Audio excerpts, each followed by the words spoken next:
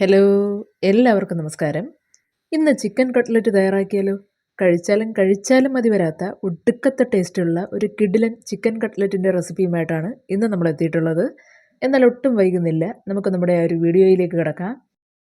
അപ്പോൾ അതിനായിട്ട് നമ്മൾ ഈ എടുത്തു വെച്ചിരിക്കുന്നത് ഉദ്ദേശം 500 ഗ്രാം വരുന്ന ബോൺലെസ് ചിക്കനാണ്. ചിക്കൻ വളരെ ചെറിയ കഷ്ണങ്ങളായിട്ട് കട്ട് ചെയ്തെടുത്തതിന് ശേഷം നന്നായിട്ട് കഴുകി വാരി വെച്ചിട്ടുള്ളതാണിത്. അപ്പോൾ ഇനി ഇതിലേക്ക് നമുക്ക് 1 ടീസ്പൂൺ ഇഞ്ചി വെളുത്തുള്ളി പേസ്റ്റ് ഇട്ട് കൊടുക്കാം. കൂടാതെ 1/4 ടീസ്പൂണിൽ താഴെ കുരുമുളക് പൊടി, 1 ടീസ്പൂണിൻ്റെ 1/3 ഭാഗം ഉപ്പ്, ഇത്രയും കൂടി ചേർത്ത് കൊടുത്തു കഴിഞ്ഞ് നമുക്കിവ നന്നായിട്ട് തന്നെ മിക്സ് ചെയ്തെടുക്കാം. ഇവിടെ ഇപ്പോൾ ഈ ചിക്കനും മറ്റും നന്നായിട്ട് തന്നെ മിക്സ് ചെയ്ത് വെച്ചിട്ടുണ്ട്. ഇനി ഇതൊരു 30 മിനിറ്റ് നേരം മാരിനേറ്റ് ചെയ്യാനായിട്ട് മാറ്റി വയ്ക്കാം. 30 മിനിറ്റിന് ശേഷം നമുക്കിതൊന്ന് വേവിച്ചെടുക്കാം. വേവിച്ചെടുക്കാനായിട്ട് നമ്മളിവിടെ ഒരു പാനിലേക്ക് ചിക്കൻ ഇട്ട് കൊടുത്തിട്ടുണ്ട്. ശേഷം ഇതിലേക്ക് വെള്ളമൊന്നും ഒഴിച്ചു കൊടുക്കേണ്ട ആവശ്യമില്ല. കാരണം ചിക്കൻ വേകാൻ ആവശ്യമായിട്ടുള്ള വെള്ളം ചിക്കനിൽ തന്നെയുണ്ട്. അതുകൊണ്ട് തന്നെ ഇതിലേക്ക് പ്രത്യേകിച്ച് വെള്ളം ചേർത്ത് കൊടുക്കേണ്ട കാര്യമില്ല. അതുപോലെ ഈ ചിക്കൻ ഇട്ട് കൊടുത്തതിന് ശേഷം ഒരു 2 മിനിറ്റ് നമുക്ക് ഈ ചിക്കനൊക്കെ നന്നായിട്ടൊന്ന് ഇളക്കി കൊടുക്കാം. അപ്പോഴേക്കും അവ ചെറിയ തോതിലൊന്ന് വെന്തിട്ട് അതിലെ വെള്ളമെല്ലാം ഊറി ഇറങ്ങിയിട്ടുണ്ടാവും. ഈ സമയം പാത്രം അടച്ചു വെച്ച ശേഷം തീ ഹൈ ഫ്ലെയിമിലേക്ക് മാറ്റി നമുക്ക് ഈ ചിക്കൻ വേവിക്കാനായിട്ട് തുടങ്ങാം. ഇടയ്ക്ക് അടപ്പ് തുറന്നൊന്ന് ഇളക്കിയിട്ട് കൊടുക്കുക.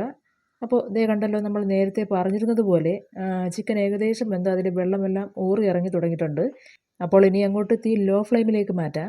എന്നാൽ മാത്രമേ ഈ വെള്ളം വറ്റിത്തീരുന്നതിന് മുൻപ് ചിക്കൻ കറക്റ്റ് പരുവത്തിന് വേവിച്ചെടുക്കാൻ പറ്റുകയുള്ളൂ.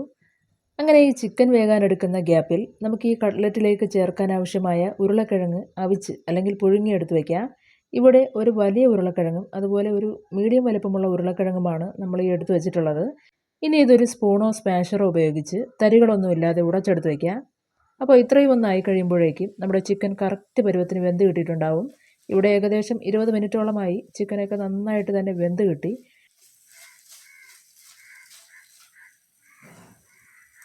അങ്ങനെ ഈ ചിക്കനൊക്കെ വെന്ത് കിട്ടിക്കഴിഞ്ഞാൽ ഇനി നമുക്കിതിലെ ചൂട് ആറാനായിട്ട് മാറ്റി വയ്ക്കാം. ചൂട് കംപ്ലീറ്റ് ആയിട്ട് മാറി വരുമ്പോഴേക്കും ഒരു സ്പൂണോ അല്ലെങ്കിൽ സ്മാഷറോ ഉപയോഗിച്ച് നമുക്ക് ഈ ചിക്കനും നന്നായിട്ടൊന്ന് ഉടച്ചെടുത്ത് വയ്ക്കാം. ഇങ്ങനെ ഉടച്ചെടുക്കാൻ പറ്റിയില്ലെന്നുണ്ടെങ്കിൽ മിക്സിയിലിട്ട് ചെറിയ തോതിലൊന്ന് പൊടിച്ചെടുത്താലും മതിയാവും.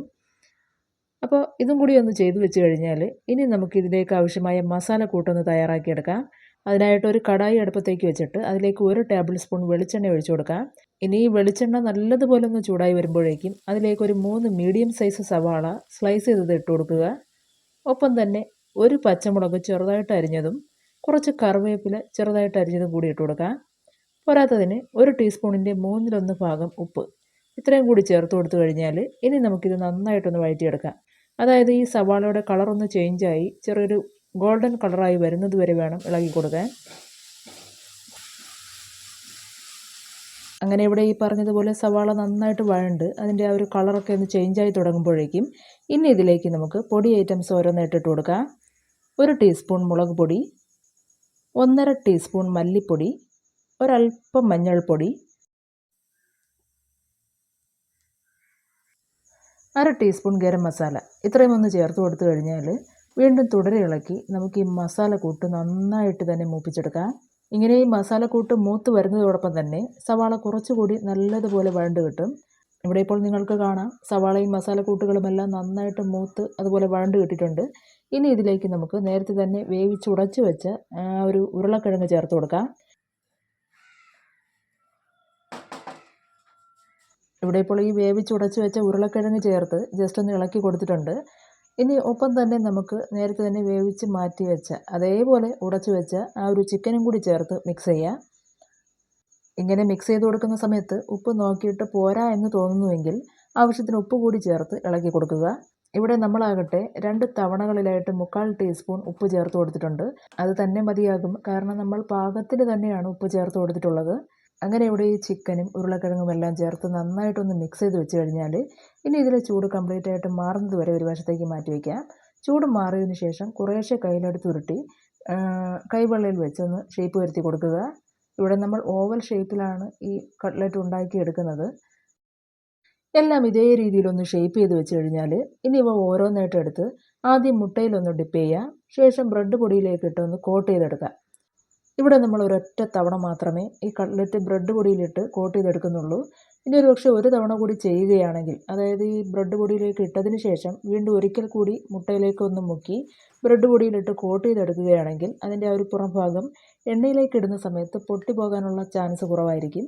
അപ്പോൾ 2 തവണ കോട്ട് ചെയ്തെടുക്കുകയാണെങ്കിൽ അത്രയ്ക്ക് നല്ലതാണ്. ഇവിടെ നമ്മൾ സമയക്കുറവ് കാരണം ഒരു തവണ മാത്രമേ ബ്രെഡ് പൊടി കോട്ട് ചെയ്തെടുത്തിട്ടുള്ളൂ. ശേഷം നമ്മളിത് ഓരോന്നായിട്ട് ചൂടായ എണ്ണയിലേക്ക് ഇട്ട് കൊടുക്കുകയാണ്. ആദ്യ തവണ ഒരു 3 കട്ട്ലറ്റ് നമ്മളിവിടെ ഇട്ട് കൊടുത്തിട്ടുണ്ട്. ശേഷം ഒരു 15 സെക്കൻഡുകൾക്കുള്ളിൽ നമുക്കിത് തിരിച്ചിട്ട് മൂപ്പിക്കാം. ഇങ്ങനെ കട്ട്ലറ്റെല്ലാം മൂത്ത് ചുവന്നു വരുന്നത് വരെയും തിരിച്ചും മറിച്ചും ഇട്ട് വേണം നമുക്കിതൊന്ന് മൂപ്പിച്ചെടുക്കാൻ. അങ്ങനെ കട്ട്ലറ്റ് എല്ലാം ഈ കാണുന്നത് പോലെ മൂത്ത് ചുവന്നു വരുമ്പോഴേക്കും ഇനി നമുക്കിത് കോരി ഒരു പ്ലേറ്റിലേക്ക് മാറ്റാം. അപ്പോൾ ഇത്രയേ ഉള്ളൂ. ഒരു തവണ കഴിച്ചു കഴിഞ്ഞാൽ ആർക്കും ഇഷ്ടപ്പെടുന്ന നല്ല കിടിലൻ ടേസ്റ്റാണ്. കുട്ടികൾക്കെല്ലാം ഇഷ്ടപ്പെടുന്ന നല്ലൊരു കിഡു ഐറ്റവും കൂടിയാണ്. അപ്പോൾ എല്ലാവരും ട്രൈ ചെയ്ത് നോക്കിയിട്ട് അഭിപ്രായങ്ങൾ അറിയിക്കുക. ഇന്നത്തെ വീഡിയോ ഇഷ്ടമായിട്ടുണ്ടെങ്കിൽ ലൈക്ക് ചെയ്തേക്കുക. നന്ദി, നമസ്കാരം.